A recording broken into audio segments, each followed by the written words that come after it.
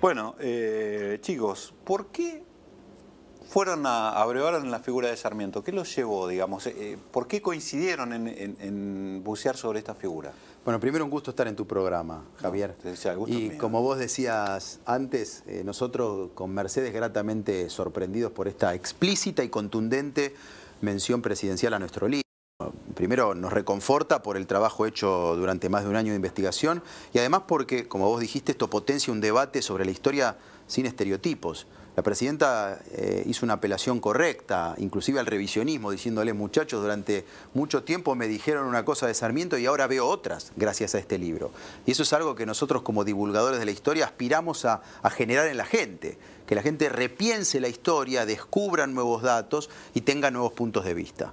Nosotros veníamos trabajando, somos los dos historiadores y periodistas, veníamos trabajando la historia del siglo XIX y nos pareció que Sarmiento era una figura perfecta para demostrar o para hincarle el diente al periodismo político faccioso de la época, hacer ese retrato de nuestro oficio en el siglo fundacional, porque toda su vida estuvo atravesada por el periodismo, desde el Sonda, cuando era muy joven en San Juan, solo 50 lectores, 1839, 6 números, un periódico en una provincia que no tenía periódicos, hasta el final de su vida en París, seguía publicando, o antes, cuando publica contra Roca El Censor.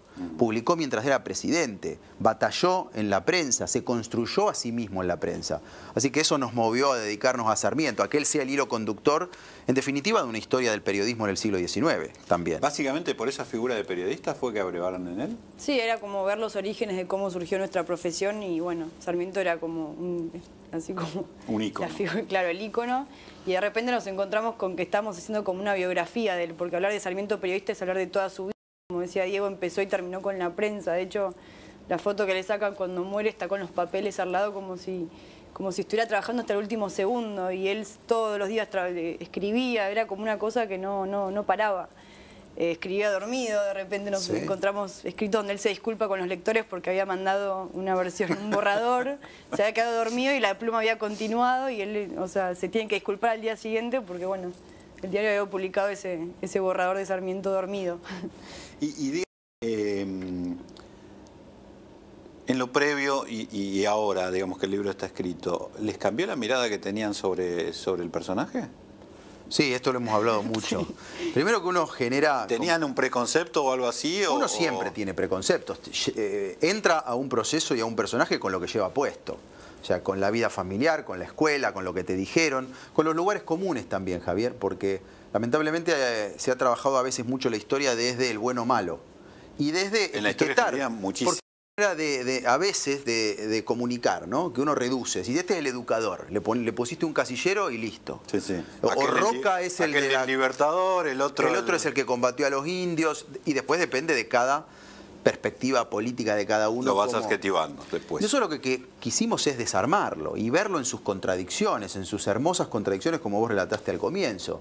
Entonces, claro que hay cosas que te sorprenden. A nosotros siempre lo hablamos, generó en nosotros una empatía, especialmente por el escritor y el periodista apasionado, que se construyó a sí mismo desde una cuna muy pobre. Y él llegó a presidente con la pluma, literalmente. Él no tenía partido político, no tenía contactos, no tenía recursos.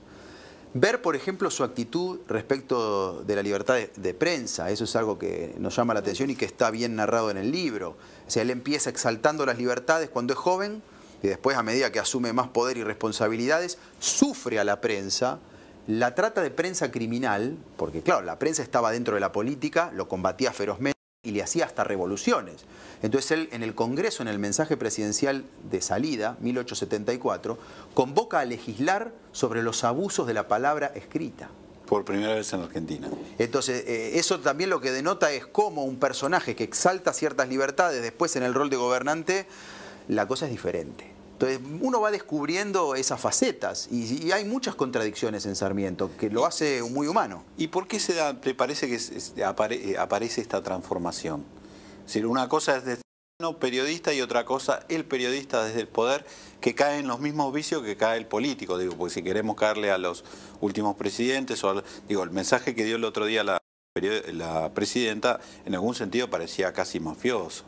cuando decía, si quiere lo cierro, igual me parece que un poco fuera de registro de la historia, digamos, ha cambiado tanto el momento histórico y las comunicaciones han cambiado tanto que no sé si sería tan importante o tan concluyente una medida de ese tipo hoy, pero bueno, eso es para otro debate. Absolutamente, es correcto lo que vos decís. Cerrar el Diario de la Nación hoy sería un atentado a las libertades públicas y a los derechos civiles, te diría. En esa época, el Diario La Nación era parte de una revolución contra la asunción de Avellaneda, que era el candidato elegido y motorizado por Sarmiento. Sí. Con lo cual esa prensa era política, era como un comité o una unidad básica el diario La Nación en esa época. Hoy es distinto. La sociedad avanzada es una sociedad democrática, plural, donde hay un campo autónomo del periodismo. Así que no es lo mismo decir eso en esa etapa que hoy. O sea, linealmente traer la historia a hoy y hacerle decir cosas sobre el presente puede ser confuso. Sí. Pero, no, y además que, bueno, o sea, la prensa surge de la política. O sea, un político no tenía éxito si no tenía un diario donde plasmar sus ideas y hacer propaganda para sí mismo. O sea, esa es la premisa del siglo XIX. Así que es como sacarlo de contexto es... Ahora, esa transformación que yo mencionaba en la anterior pregunta, ¿te llamó la atención o...? Creo que es parte del poder, es como o te parece, claro, parte de una evolución natural. Creo que a cualquiera que estuviera gobernando le molestaría las críticas. O sea, El Mosquito, por ejemplo, es un diario que se agarra contra Sarmiento, claro, lo pone como mujer, lo usa para promocionar trajes de baño. Muy fuertes, para la época de levantarte y ver eso todos los días es como que a cualquiera lo molestaría y bueno... Creo que es natural del juego del poder, me parece que es así. Y además la diferencia histórica es que hoy una presidencia es muy poderosa, tiene muchos recursos para ejercer su mandato popular. En esa época Sarmiento, como cualquier presidente de los fundacionales, era altamente precario, estaban las instituciones y el Estado en formación. Era un presidente con 5 ministros, que en realidad eran 5 asesores, no había gabinetes, y tenía una área de seguridad de 50 soldados y un carruaje. Y no tenía capital federal.